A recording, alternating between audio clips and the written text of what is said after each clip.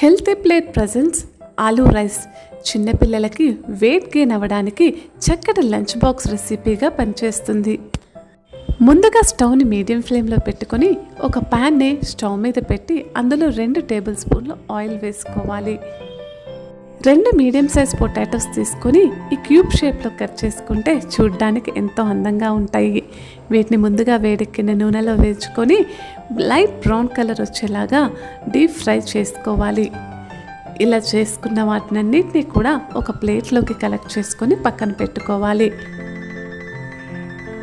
ఇప్పుడు మిగిలిన నూనె సరిగ్గా సరిపోతుంది.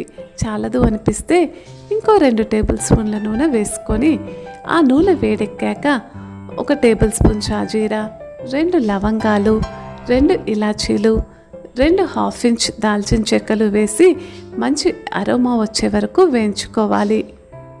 5 నుంచి 6 పొడుగ్గా చీల్చిన పచ్చిమిర్చీలు, 1 కప్పు సన్నగా తరిగిన ఉల్లిపాయ ముక్కలు, 1 కప్పు సన్నగా తరిగిన టమాటా ముక్కలు వేసుకొని 5 నుంచి 6 నిమిషాల వరకు మీడియం ఫ్లేమ్ మీద అన్నీ కూడా త్వరగా వేగిపోయాక 1 టేబుల్ స్పూన్ పసుపు, 1 టేబుల్ స్పూన్ కారము, 1 టేబుల్ స్పూన్ ధనియాల పొడి వేసుకొని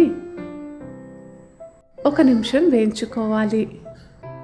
ముందుగా మనం వండుకున్న అన్నాన్ని చల్లార పెట్టుకొని కావాల్సినంత అన్నం ఇందులో వేసుకోవాలి. రెగ్యులర్గా మనం వండే అన్నానికి 1కి 2 గ్లాసులు నీళ్లు పోసినట్టయితే దీనికోసం మాత్రం 1కి 1.5 గ్లాసు నీళ్లు పోస్తే అన్నం పొడి పొడిగా ఉండి చూడడానికి బాగుంటుంది.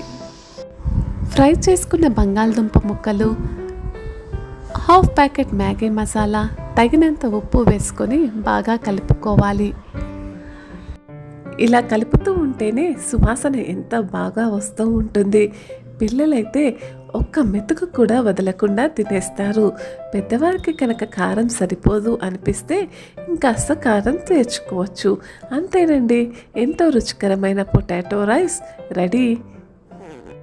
ఈ రెసిపీ కనుక మీకు నచ్చినట్టయితే ట్రై చేసి కమెంట్ చేయండి, లైక్ చేసి షేర్ చేసి సబ్స్క్రైబ్ చేయండి. Thank you.